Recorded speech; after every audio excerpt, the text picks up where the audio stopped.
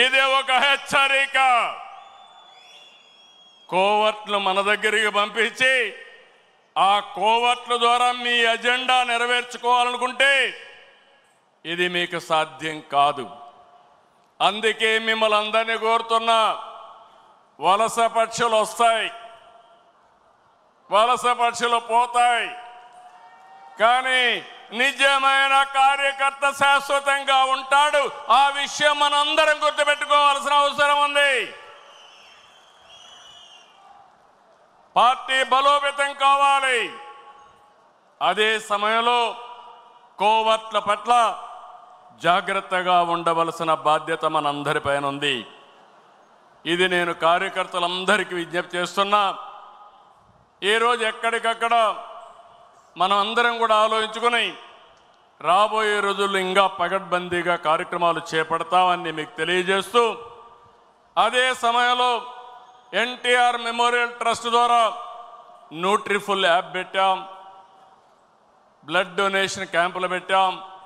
ఇవి కూడా మీరు సద్వినియోగం చేసుకోండి. అదే మాదిరిగా ఈరోజు 5 లక్షల రూపాయలు ఇన్సూరెన్స్ ఇస్తున్నాం. ఇంకో పక్కన ఆరోగ్య విషయంలో కానీ, విద్య పిల్లల చదువు విషయంలో కానీ జాగ్రత్తలు తీసుకుంటున్నాం. ఈ రెండే కాకుండా ఆర్థికంగా కూడా మన కార్యకర్తల్ని పైకి తేవడానికి ఎలాంటి కార్యక్రమాలు చేయాలనో అది కూడా ఆలోచిస్తున్నాం.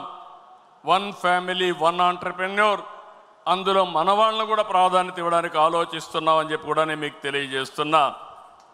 అయితే ఈరోజు మీరందరూ కూడా ఈ విషయంలో కూడా కూటమి అంతా కూడా ఐక్యంగా ఉండాలి.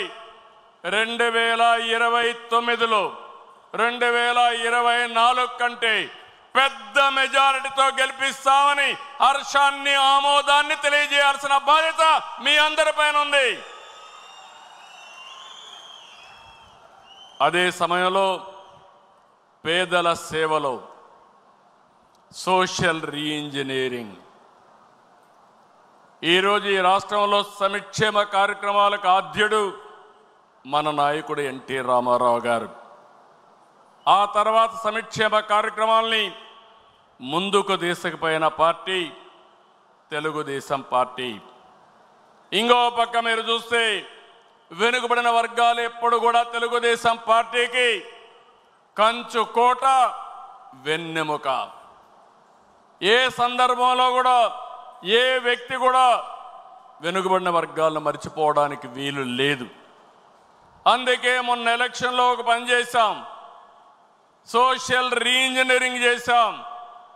అన్ని కులాలకు సముచితమైన స్థానం ఇవ్వాలని, వెనుకబడిన వర్గాలకు పెద్దపీట వేయాలని మనం ముందుకు పోయాం. దీని ఫలితాలు కూడా బ్రహ్మాండంగా వచ్చాయి. నేను పార్టీలో కూడా మిమ్మల్ని అందరినీ ఒకటే కోరుతున్నాను, జనాభా దామాషా ప్రకారం అన్ని కులాలకు, అన్ని మతాలకు అందరికీ గౌరవించే పరిస్థితి రావాలి. దీనివల్ల ప్రజల్లో విశ్వాసం పెరుగుతుంది, పార్టీకి లాభం వస్తుంది, భవిష్యత్తుకు కూడా ఎన్నికల్లో గెలవడం కూడా ఈజీ అవుతుందని చెప్పి కూడా నేను మీకు తెలియజేస్తున్నా. ఇంకో పక్కన మీరు చూస్తే బడుగు వర్గాలకి, బలహీన వర్గాలకు మనం దగ్గరగా ఉండాలి. ఈరోజు మీరు చూస్తున్నారు సమాజంలో కొన్ని దురాచారాలు ఉంటే 2 గ్లాసుల సిద్ధాంతం ఉండేది. జస్టిస్ పున్నయ్య గారి కమిషన్ వేశాను, ఆయన ఇచ్చిన రికమెండేషన్లు అమలు చేశాం. ఈరోజు అంబేద్కర్ గారి స్ఫూర్తిని పూర్తిగా అమలు జరిపిన వ్యక్తి ఎన్టీ రామారావు గారు అయితే దాన్ని లాజికల్గా తీసుకుపోయిన పార్టీ తెలుగుదేశం పార్టీ.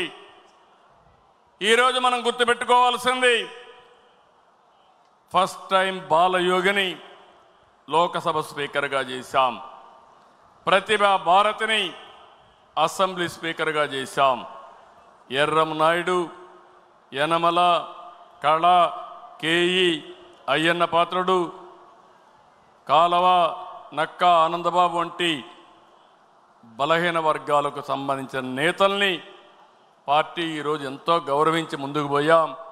వారి సేవలు కూడా పార్టీకి ఎంతో చేశారు, ప్రజలకు సేవలు చేశారు.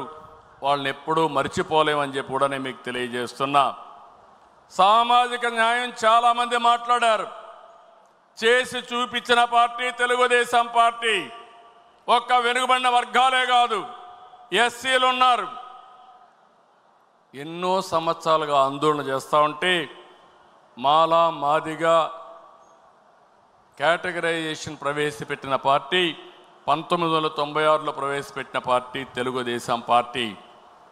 దాన్ని కాపాడలేకపోతే మళ్ళీ సుప్రీంకోర్టు పోయి కొట్టేస్తే మళ్ళీ 7 బెంచ్ సుప్రీంకోర్టులో మళ్ళా ఇది సాధ్యం అని చెప్తే 96లో చేసిన వర్గీకరణ 2025లో తిరిగి చేసే అవకాశం వచ్చిందంటే అది తెలుగుదేశం పార్టీ సామాజిక న్యాయం, పేదవాళ్ళ పట్ల ఉండే అభిమానం.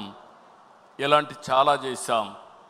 ఇది కాకుండా సెన్సస్ తీస్తున్నారు క్యాస్ట్ వారిగా. ఇది రైట్ డైరెక్షన్. నేను కేంద్రాన్ని అభినందిస్తున్నా. ఒకసారి సెన్సస్ వస్తే ఏ కులానికి సంబంధించిన వ్యక్తులు ఎంతమంది ఉన్నారో తెలిస్తే దాన్ని ఆధారంగా చేసుకుని వాళ్ళ ఆర్థిక పరిస్థితులు కూడా అధ్యయనం చేసుకుని వాళ్లకు ప్రత్యేకమైన పబ్లిక్ పాలసీలు ఇవ్వగలుగుతాం. దీనివల్ల ఎంతో మేలు జరుగుతుంది. ఇదే సందర్భంలో ఇక్కడుండే మిమ్మల్ని అందరినీ నేను కోరేది, జనాభా ఒకప్పుడు నియంత్రణకు పోయాం, ఇప్పుడు జనాభా ప్రమోషన్ కింద పాపులేషన్ మేనేజ్మెంట్ కింద మనం మాట్లాడుతున్నాం. ఇది కూడా చాలా అవసరం.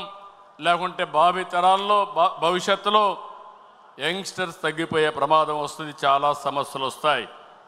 నేను ఒకటే, ఇవన్నీ కాకుండా ఒక ప్రభుత్వం, రాష్ట్ర ప్రభుత్వం, కేంద్ర ప్రభుత్వం ఇచ్చే సంక్షేమ కార్యక్రమాలే కాకుండా అదనంగా P4 తీసుకొచ్చాం.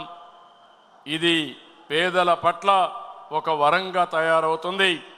ప్రజల్ని ఒక క్యాపిటల్గా పెట్టుకుని ప్రైవేట్ పబ్లిక్ పీపుల్ పార్ట్నర్షిప్తో జీరో పావర్టీ చేయాలని, ఆ తర్వాత శాశ్వతంగా పేదరికాన్ని నిర్మూలించాలని మనం ముందుకు పోతున్నాం. ఇది కాకుండా ఇంకొక పక్కన చూస్తే స్త్రీ శక్తి, ఇది గేమ్ చేంజర్. ఆస్తిలో సమాన హక్కు ఇచ్చింది ఎన్టీఆర్, ఆ తర్వాత డాక్రా మహిళల్ని పెట్టింది నేను. 33% ఉద్యోగాల్లో కాలేజ్ సీట్లో రిజర్వేషన్లు పెట్టింది మనం. ఈరోజు నేను ఒకటి హామీ ఇస్తున్నా, ఎవరైనా సరే ఆడబిడ్డల పైన సోషల్ మీడియాలో క్యారెక్టర్ అసాసినేషన్ చేస్తే అదే చివరి రోజు అవుతుంది, గుర్తుపెట్టుకోమని హెచ్చరిస్తున్నా. ఇలాంటి కఠినమైన నిర్ణయాలు తీసుకుంటాం, ఆడబిడ్డలకు న్యాయం చేస్తాం. ఈ సంవత్సరం 1,00,000 మంది డాక్రా సంఘాలని పారిశ్రామికవేత్తలు చేయాలనే కార్యక్రమం పెట్టుకున్నాం. 22 మందికి ఎమ్మెల్యే సీట్లు ఇస్తే 20 మంది గెలిచారు.